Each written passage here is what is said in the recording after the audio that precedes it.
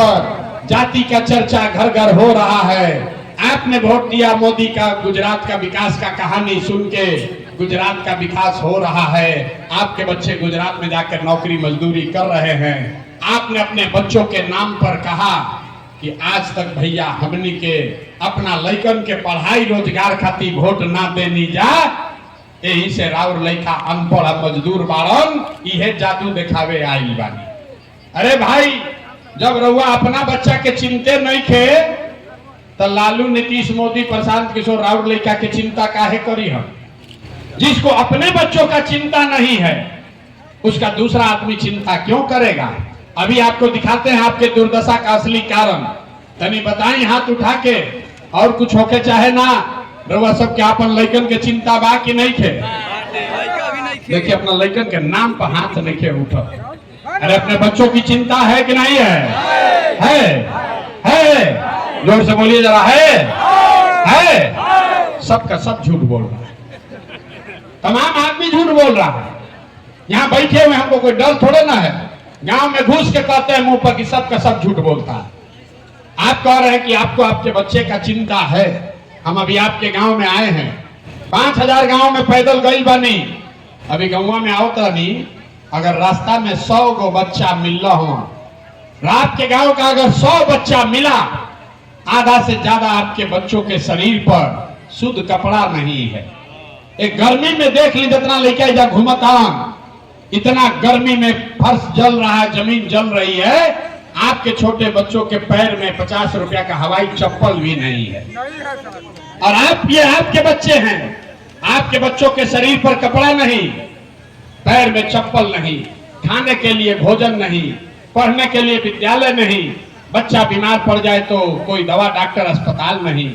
और जिन नेताओं ने आपके बच्चों का ये दुर्दशा किया है, अभी 2-4 महीना के बाद फिर वही नेता आएगा वोट मांगने, तो जितना आदमी हथवा उठैले रहन, यही आदमी, यही लोग फिर जाति के नाम पर हिंदू मुसलमान बन के 500 रुपया के लालच में मुर्गा भात खा के फिर उसी नेता को वोट देगा जो आपके बच्चों का दुर्दशा किया है। और यहाँ कहता है कि हमको हमारे बच्चे का चिंता है। अरे भाई, अगर बच्चे का चिंता होता तो जौन नेता लूट के राउर लइकन के ही दुर्दशा कर देला सन, रउआ ओकरा के वोट देती।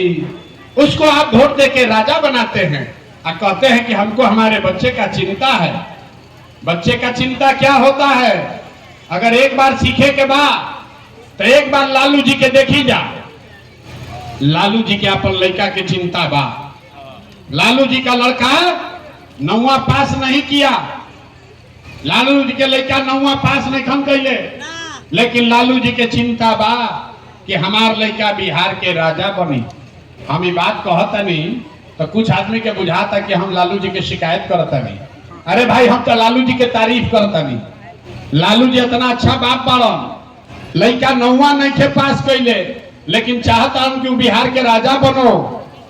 और वो अपन दशा देखी, राउर लड़का मैट्रिक पास कर लेलस, IAA BA कर लेलस, ओकरा चपरासियों के नौकरी नसीब नहीं थे, लेकिन आपको उसका कोई चिंता नहीं है। गांव में बैठ के, दलान में बैठ के, खेत खलिहान में बैठ के गलचौर होता कि अब क्या लालू जीती हम कि नीतीश जीती हम, मोदी आई हम कि प्रशांत किशोर आई हम।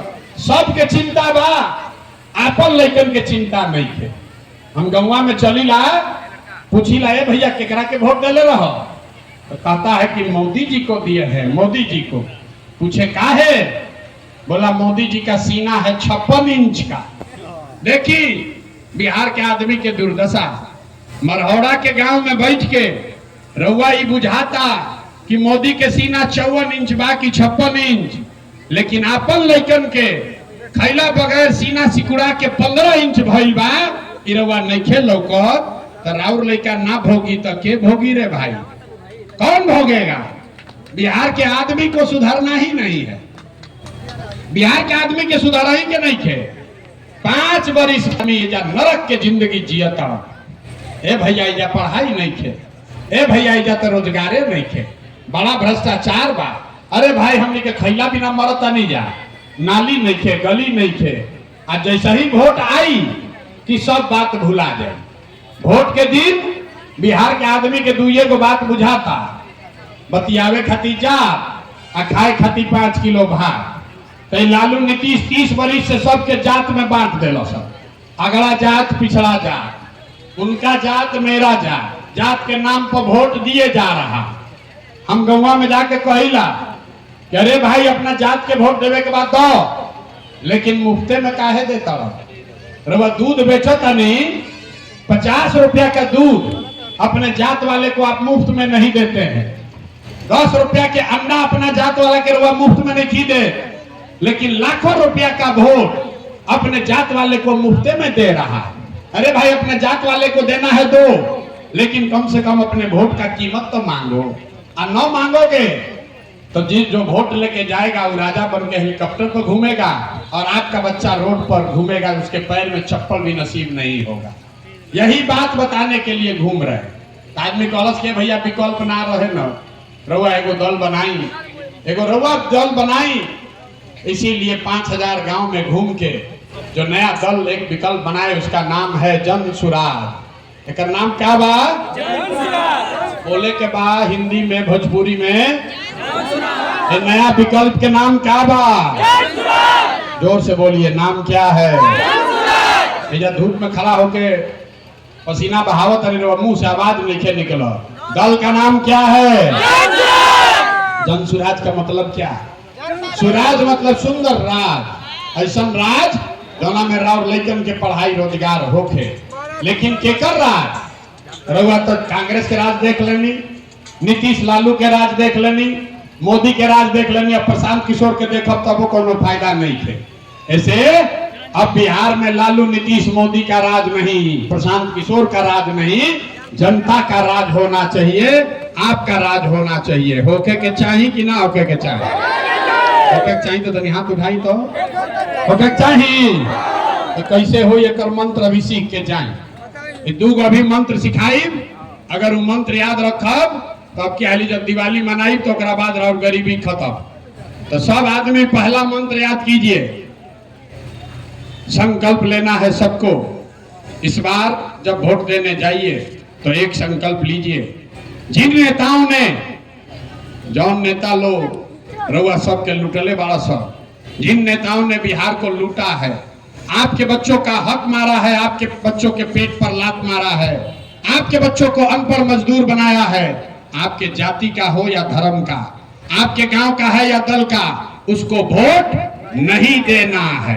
तो तनी हथवा उठा के संकल्प लिया हो। तो जौन जौन नेता आपके लिए लुटले बाल से रोकने के वोट दिया है कि ना दिया है? जोर से बोलिए। कहनी ना कि बिहार का आदमी ना सुधरी, अभी हाथ में क्यों उठाओ? हाथ उठाकर बोलिए, जिन नेताओं ने बिहार को लूटा है उसको वोट देना है कि नहीं देना है? देना है कि नहीं देना है? आपके जात का है तो दीजिएगा कि नहीं दीजिएगा? हिंदू मुसलमान करिहन तो दिया कि ना दिया? 2000 रुपया दी तो दिया कि ना दिया? ना दिया? 2000 रुपया दी तब ना दिया? अरे भाई 2000 रुपया दी तो मंत्र पूरा सीखिए। पैसा लेवे के बाद, पैसा लेवे के बाद, काहे लेवे के बाद सीख लीजिए।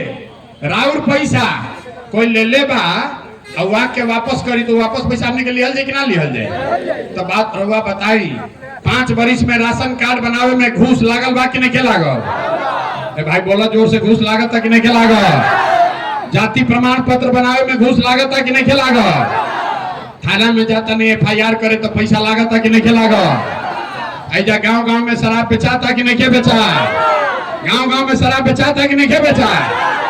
अब दाखिल खारिज करावे गनी है तो ब्लॉक में पैसा लागत कि नहीं लागत? तो राउरे पैसा 5 वर्ष लुटले बा और वही में से ला के 1000 रुपया देता, तो अपने पैसा लेवे के बाद, पैसा लेने के बाद गरीबी से निकलने का मंत्र याद रखना है।